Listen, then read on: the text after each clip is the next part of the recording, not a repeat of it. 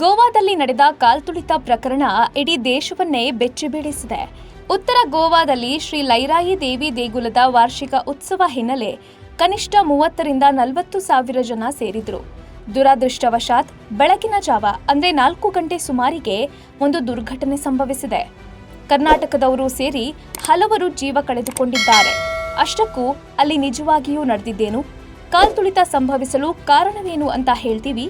ಅದಕ್ಕೂ ಮೊದಲು boss TV Kannada ಚಾನೆಲ್ನ ಸಬ್ಸ್ಕ್ರೈಬ್ ಮಾಡಿ, ಹಾಗೆ ಬೆಲ್ ಐಕನ್ ಕ್ಲಿಕ್ ಮಾಡಿ.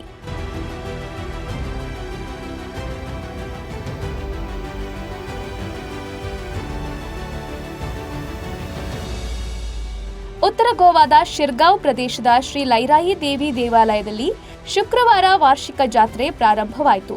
ಪಾರ್ವತಿ ದೇವಿಯ ಅವತಾರ ಅಂತ ಪರಿಗಣಿಸಲಾದ ಲೈರಾಯಿ ದೇವಿಗೆ ಪೂಜೆ ಸಲ್ಲಿಸಲು ಗೋವಾ, ಮಹಾರಾಷ್ಟ್ರ ಹಾಗೂ ಕರ್ನಾಟಕದಿಂದ ಸಾವಿರಾರು ಸಂಖ್ಯೆಯಲ್ಲಿ ಭಕ್ತಾದಿಗಳು ಆಗಮಿಸಿದ್ದರು.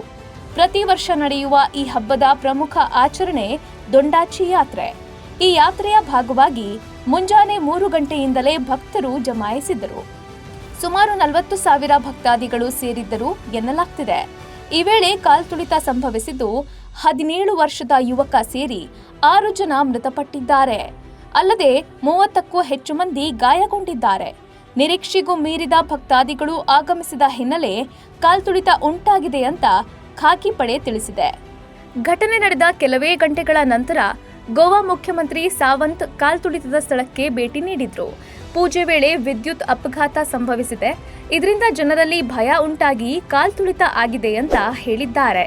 ಘಟನಾ ಸ್ಥಳಕ್ಕೆ ಭೇಟಿ ನೀಡಿ ಪರಿಶೀಲನೆ ನಡೆಸಿದ ಸಿಎಂ ಆಸ್ಪತ್ರೆಗೆ ಭೇಟಿ ನೀಡಿ ಗಾಯಗೊಂಡವರ ಆರೋಗ್ಯ ವಿಚಾರಿಸಿದ್ದಾರೆ. ಇನ್ನು ಘಟನೆ ಬಗ್ಗೆ ಪ್ರಧಾನಿ ನರೇಂದ್ರ ಮೋದಿ ಕೂಡ ಸಂತಾಪ ವ್ಯಕ್ತಪಡಿಸಿದ್ದಾರೆ. ಗೋವಾದ ಶಿರ್ಗಾಂವ್ನಲ್ಲಿ ಕಾಲ್ತುಳಿತದಿಂದ ಸಂಭವಿಸಿದ ಸಾವು ನೋವುಗಳಿಂದ ದುಃಖಿತನಾಗಿದ್ದೇನೆ. ಪ್ರೀತಿ ಪಾತ್ರರನ್ನ ಕಳೆದುಕೊಂಡವರಿಗೆ ಸಂತಾಪಗಳು. ಗಾಯಗೊಂಡವರು ಶೀಘ್ರವಾಗಿ ಗುಣಮುಖರಾಗಲಿ. ಸ್ಥಳೀಯ ಆಡಳಿತವು ಸಂತ್ರಸ್ತರಿಗೆ ಸಹಾಯ ಮಾಡ್ತಿದೆ ಅಂತ ತಮ್ಮ ಎಕ್ಸ್ ಖಾತೆಯಲ್ಲಿ ಟ್ವೀಟ್ ಮಾಡಿದ್ದಾರೆ. ಒಟ್ನಲ್ಲಿ ದೇವರ ಉತ್ಸವದಲ್ಲಿ ಈ ದುರ್ಘಟನೆ ಸಂಭವಿಸಿದ್ದು ಜನರಲ್ಲಿ ಆತಂಕ ಉಂಟು ಮಾಡಿದೆ. Bureau report, boss TV Kannada. Latest ಹಾಗೂ ಇಂಟ್ರೆಸ್ಟಿಂಗ್ ಸುದ್ದಿಗಳಿಗಾಗಿ ಬಾಸ್ ಟಿವಿ ಕನ್ನಡ ಚಾನೆಲ್ನ ಸಬ್ಸ್ಕ್ರೈಬ್ ಮಾಡಿ, ಹಾಗೆಯೇ ಬೆಲ್ ಐಕಾನ್ ಪ್ರೆಸ್ ಮಾಡಿ. ಇದರ ಜೊತೆಗೆ ಫೇಸ್ಬುಕ್, ಇನ್ಸ್ಟಾಗ್ರಾಮ್, ಎಕ್ಸ್ನಲ್ಲೂ ಮಿಸ್ ಮಾಡದೆ ಫಾಲೋ ಮಾಡಿ.